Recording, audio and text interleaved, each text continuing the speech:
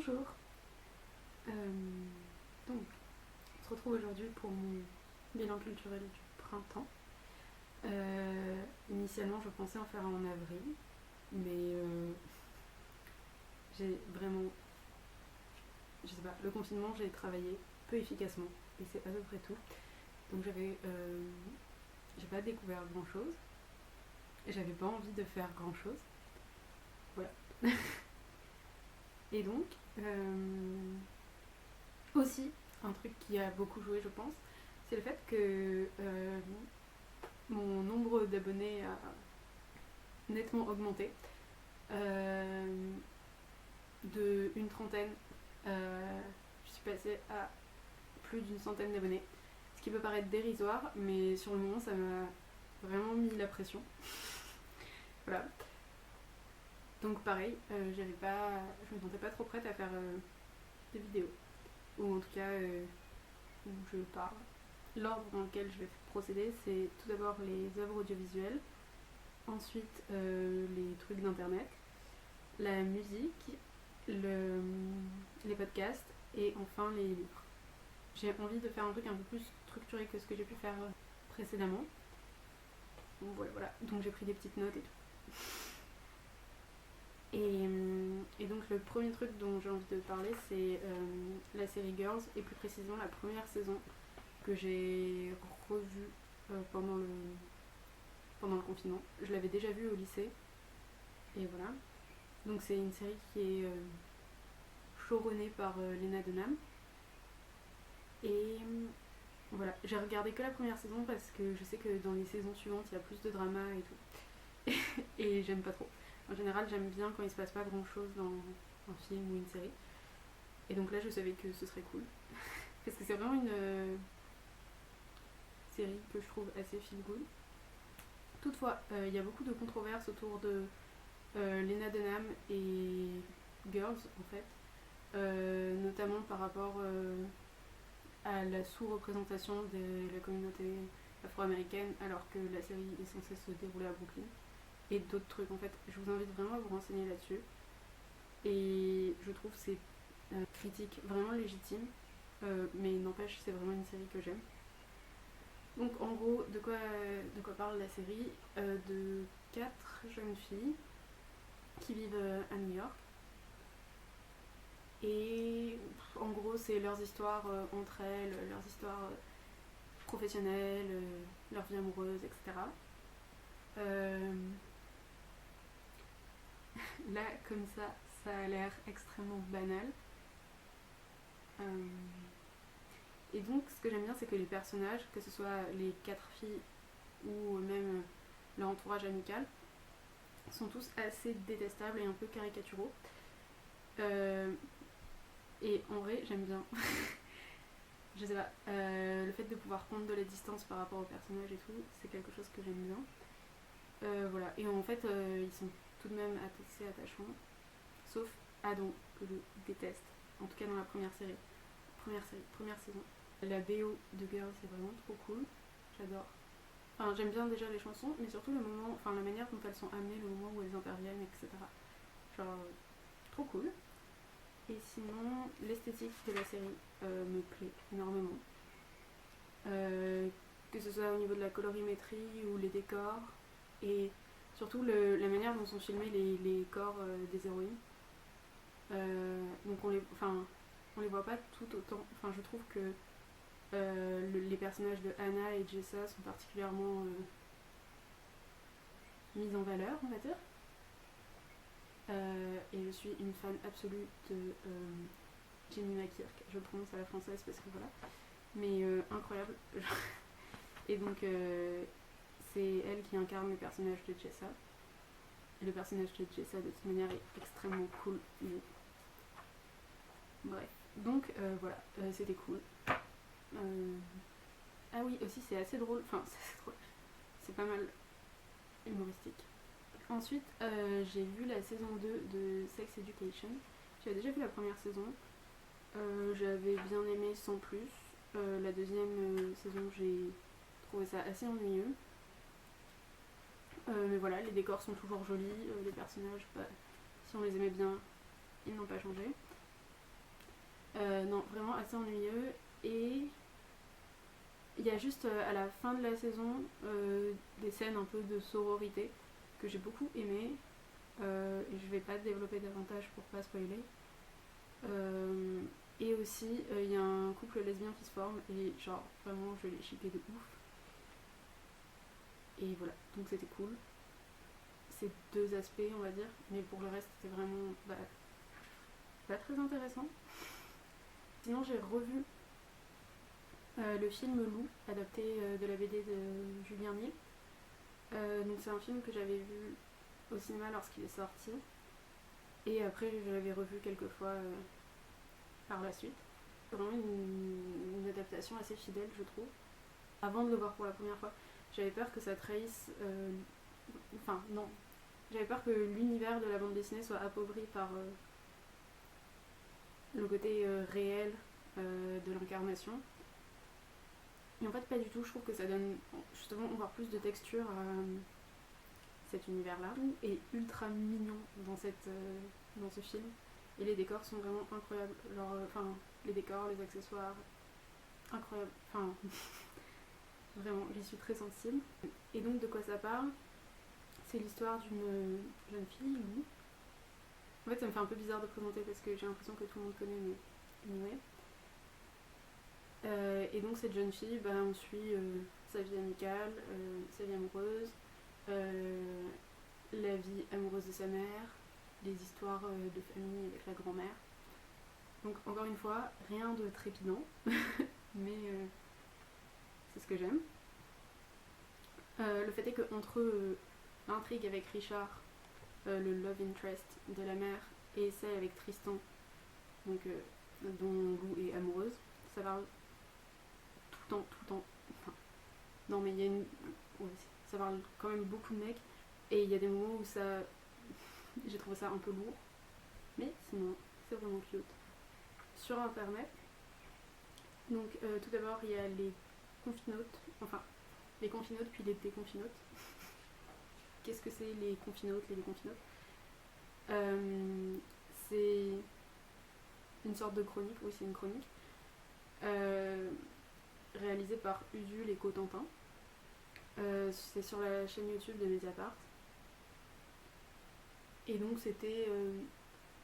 Enfin, je dis c'était alors qu'en fait, le format des confinotes est terminé, mais le format des déconfinotes est toujours en cours à l'heure actuelle.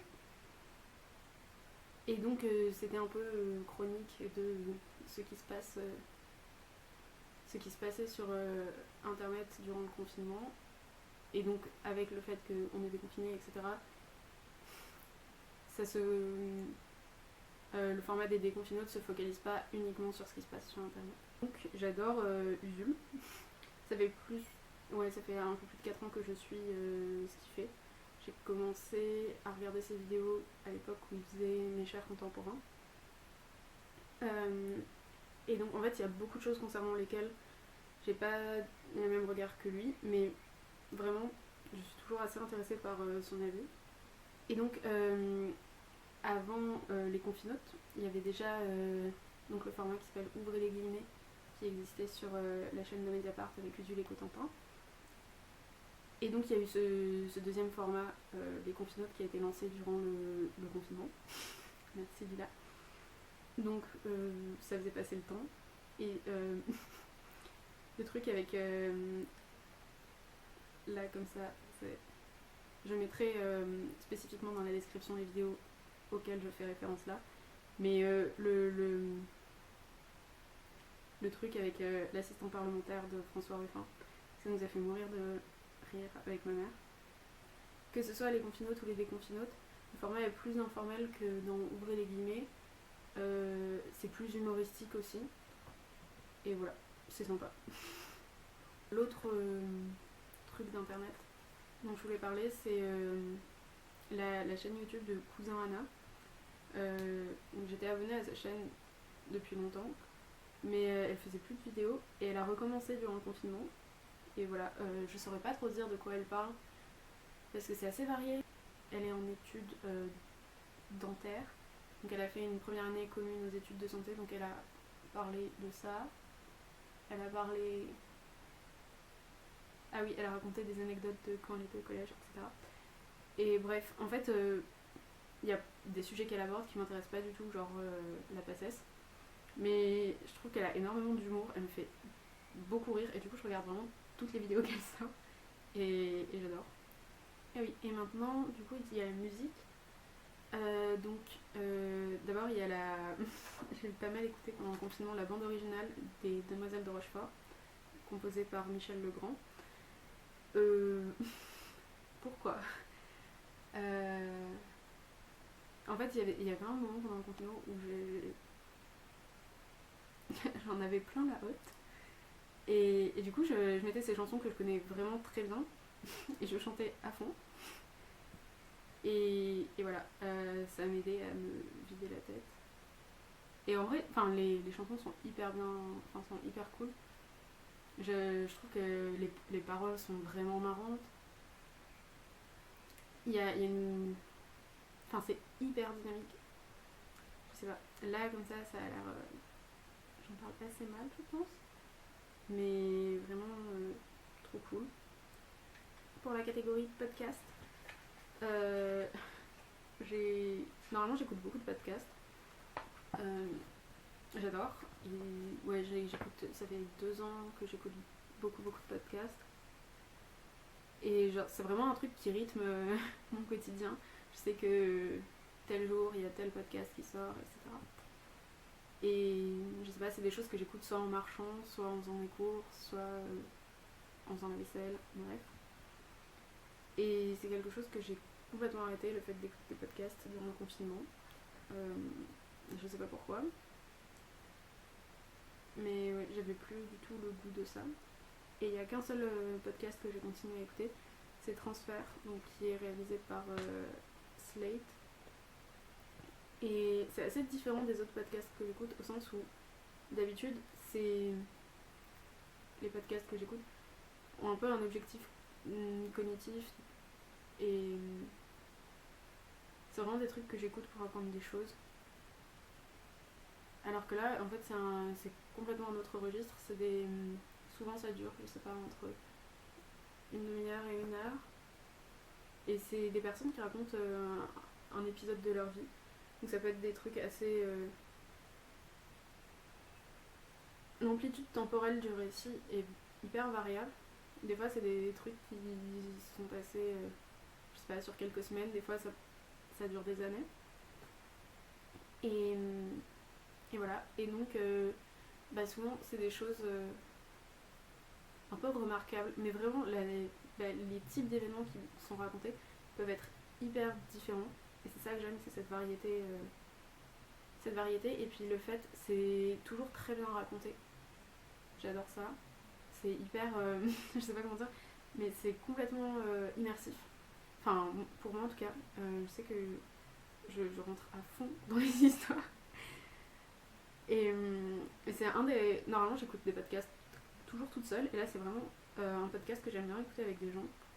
Par exemple, souvent j'écoute des épisodes avec ma mère pendant qu'on cuisine, ou si on fait des longs trajets en voiture aussi. Ce qui fait que pendant le confinement, le fait de me sentir autant impliquée dans la narration, etc., ça me dépolluait l'esprit quelque part. Je sortais complètement du cadre mental hyper étroit de mon quotidien, et ça m'a vraiment fait beaucoup de bien. Et voilà. Ce qui est cool aussi, je trouve, c'est que au-delà de la variété d'histoires, selon les narrateurs et les narratrices, on se positionne, en tout cas je me positionne assez différemment par rapport à la personne qui raconte.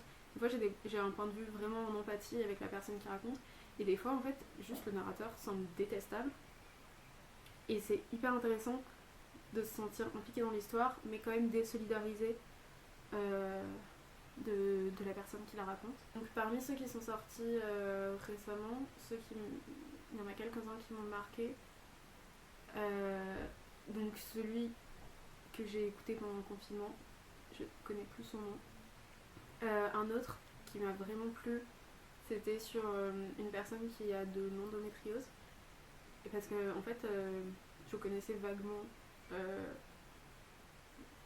cette maladie, mais le fait est qu'il y a plein de symptômes dont j'étais complètement ignorante, et surtout je me rendais pas compte de la gravité en fait de mon endométriose. Donc c'était hyper intéressant de vraiment en apprendre davantage sur les mécanismes de la maladie. Ouais, aussi je savais pas du tout quel mécanisme était à l'origine des symptômes. Voilà, vraiment j'en parle très mal, mais je pense que c'est un podcast pour se faire une idée, il faut écouter. Et voilà. Et aussi écouter plusieurs histoires parce que y en a où on accroche plus ou moins avec ce qui est que ce soit le sujet ou la manière dont la personne raconte. Parce que donc à chaque fois, c'est des personnes différentes qui racontent. Et donc à présent, les livres. D'abord, je voulais vous parler d'un ouvrage d'anthropologie. Ça, en fait, en théorie, j'aurais dû en parler dans le bilan culturel précédent, mais j'avais complètement oublié. C'est un livre que j'ai lu pour un cours en fin décembre, début janvier. C'est Les mots, la mort, l'essor de Jeanne Favré-Saada. Donc déjà, j'adore le titre, vraiment. Et ensuite, de quoi ça parle? C'est un ouvrage donc, d'anthropologie qui porte sur les pratiques de sorcellerie dans le bocage en Mayenne. Donc c'est une enquête ethnographique. Ouais, elle travaille. L'ouvrage est issu d'une enquête ethnographique que Jeanne Favré-Saada a menée en France dans les années 1970. Qu'est-ce que c'est une enquête ethnographique? C'est le fait de s'immerger dans un milieu d'interconnaissance pendant une durée moyenne à longue. Donc en l'occurrence, elle a enquêté plusieurs années. Il y a plusieurs choses qui m'ont plu dans ce livre. D'abord le fait qu'il est assez simple à lire. Pour de la littérature scientifique, je trouve que c'est hyper accessible. Peut-être le dernier chapitre un petit peu moins. J'en reparlerai. Et je trouve qu'il y a un certain humour dans le ton de l'ouvrage. Et je trouve que le livre laisse transparaître une certaine tendresse de Jeanne Favré-Saada vis-à-vis de ses enquêtés. Et ce qui m'a plu aussi, c'est que en fait je sais pas comment dire, mais les pratiques qui ont été étudiées, auxquelles elle a eu accès, dont elle a entendu parler, etc., ça recouvre pas du tout les mêmes choses. Je sais pas comment dire, c'est quand même un peu en décalage avec les représentations les plus courantes de la sorcellerie. Moi en tout cas, les rituels qui sont décrits, etc., c'était pas du tout l'imaginaire que j'avais de la sorcellerie. Aussi quelque chose qui m'a beaucoup étonnée, c'est que ce qui ressort de son terrain, c'est que le sorcier est pas sciemment sorcier. Mais ça va complètement à l'encontre des représentations que j'avais. Et la relation de sorcellerie est une relation duelle avec un pôle sorcier et le deuxième pôle qui est constitué à la fois par la famille ou la personne attaquée, victime de l'attaque de sorcellerie, et un désorceleur ou une désorceleuse. Donc là encore, une figure qui était complètement absente de mon imaginaire. Ce que j'ai moins aimé, c'est le dernier chapitre, au sens où tout au long du livre, il y a des éléments d'analyse. Et dans le dernier chapitre, en fait, elle développe une architecture théorique assez lourde. Et autant dans le chapitre précédent, l'analyse est construite à partir des matériaux qui sont présentés. Donc les matériaux, ça va être le journal de terrain. Donc c'est une sorte de journal de bord d'une enquête ethnographique. Donc à partir du journal de terrain ou des extraits d'entretien. Et dans le dernier chapitre, là c'est vraiment plus en rapport avec les données empiriques. Enfin, plus en rapport, si évidemment, mais c'est pas... Les matériaux sont pas mobilisés dans le texte. Et il y a des schémas qui sont faits, etc. Et la réflexion dans les chapitres précédents est vraiment très bien développée et on suit tout ce qui est dit, etc. Et là, j'ai trouvé ça beaucoup plus expéditif parce que c'est hyper condensé, il y a plein d'éléments qui sont amenés. Et je trouve que le temps de la démonstration, il n'y a pas assez de temps qui est consacré à la démonstration. c'est comme si il y avait des étapes qui étaient sautées ou je sais pas, mais moi ça m'a pas trop convaincue. Et c'est un chapitre qui est beaucoup plus hermétique que tout ce qui précède, qui pour le coup est vraiment hyper accessible. Ça se lit à peu près comme un roman, ce qu'il y a avant. Et voilà. J'ai trouvé ça d'autant plus dommage en fait que le livre sinon est vraiment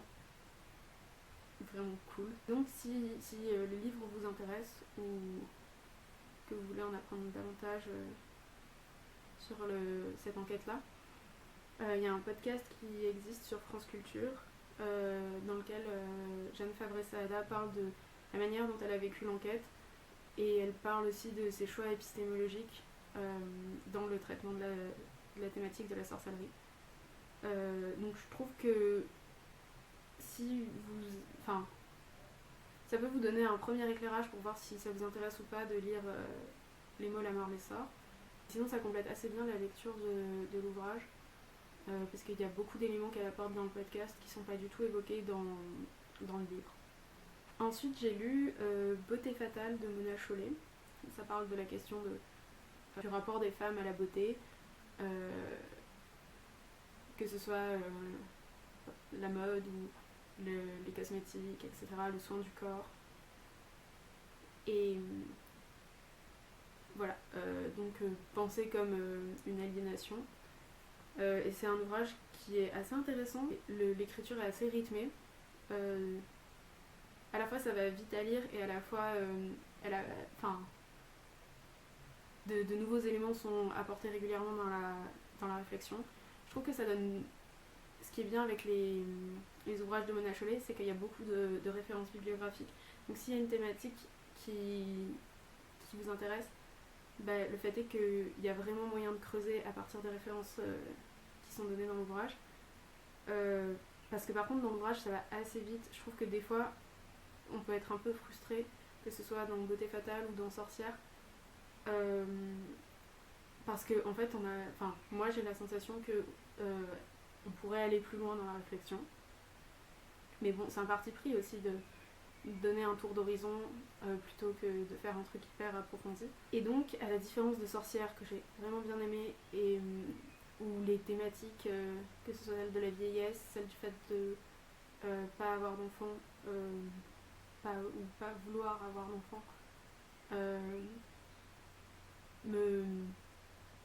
m'intéressait vraiment. Là en fait c'est les questions qui étaient développées, c'est pas forcément des questions qui me préoccupent, ou alors j'ai pas eu l'impression que ça apportait de l'eau à mon moulin sur la plupart des thématiques qui étaient développées. Le deuxième chapitre m'a bien plu. C'est un petit peu compliqué, j'ai du mal à expliquer de quoi ça parle, mais en gros l'argument c'est de dire que c'est pas parce que la culture des petites choses, du délicat, c'est une culture de dominé, que c'est pas une culture qui est intéressante en soi. Et donc le deuxième chapitre se focalise là-dessus et c'est vraiment très intéressant. Et pour le coup c'est des choses auxquelles j'avais pas réfléchi avant, mais c'est à peu près tout, parce que autrement les autres chapitres ça m'a pas tant plu que ça. Et aussi il y a la question du travail du sexe. À la fin il y a tout un discours qui est développé sur les prostituées et j'ai trouvé que c'était assez stigmatisant. Et en plus il faut savoir que Mona Chollet est abolitionniste. En fait je trouve que ça n'apportait rien à l'ouvrage de faire un détour par le travail du sexe. Et en plus pour le coup j'ai pas les mêmes positions qu'elle sur la question, et donc j'ai trouvé que le discours était assez stigmatisant. Ça m'a assez énervée et du coup j'ai mis beaucoup de temps à finir le livre. Ensuite j'ai lu La place d'Annie Ernaux. Donc c'est un livre autour de la vie de son père, parce que Annie Ernaux est ce qu'on appelle une transclasse. Elle est prof de français agrégée. Elle est peut-être retraitée, je sais pas.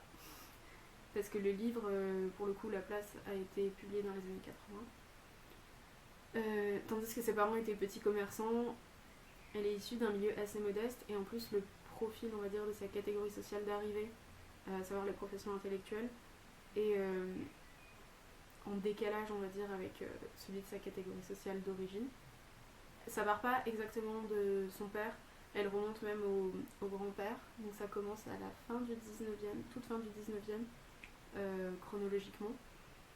Et donc elle développe une généalogie comme ça. C'est hyper court comme livre. Ça fait une 60aine de pages, je crois.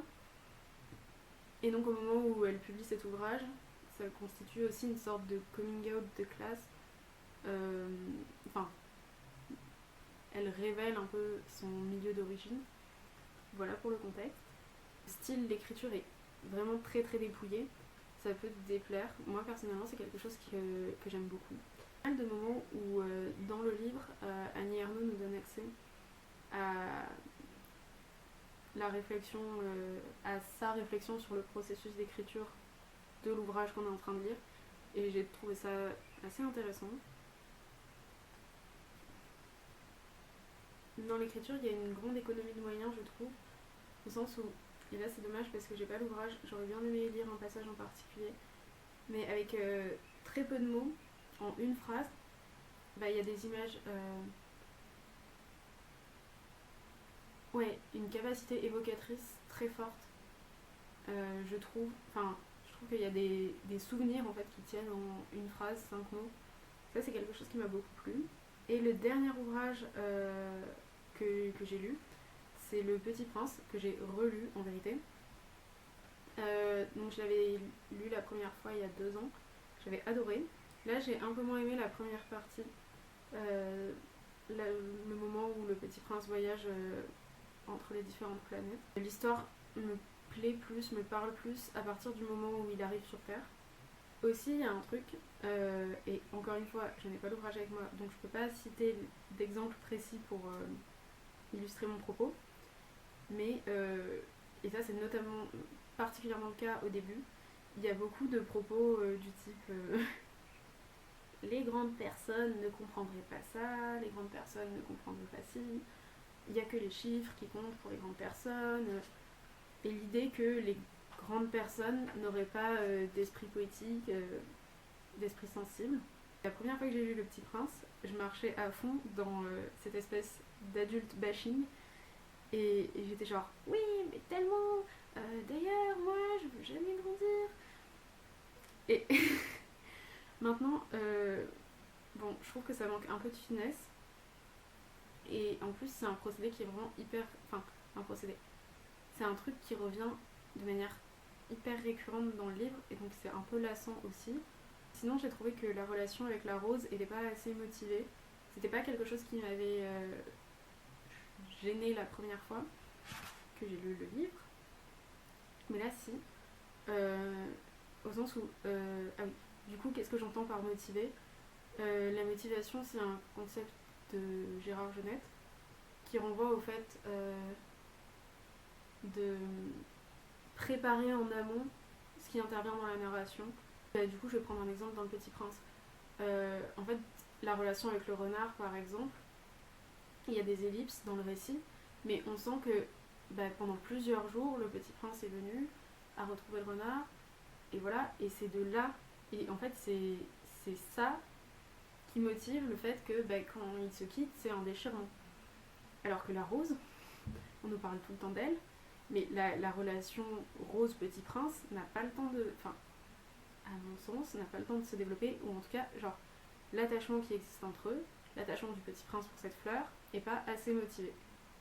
Alors, vraiment, je trouve que ça sort un peu de nulle part, présenté comme ça l'est, et je trouve ça vraiment dommage, d'autant plus que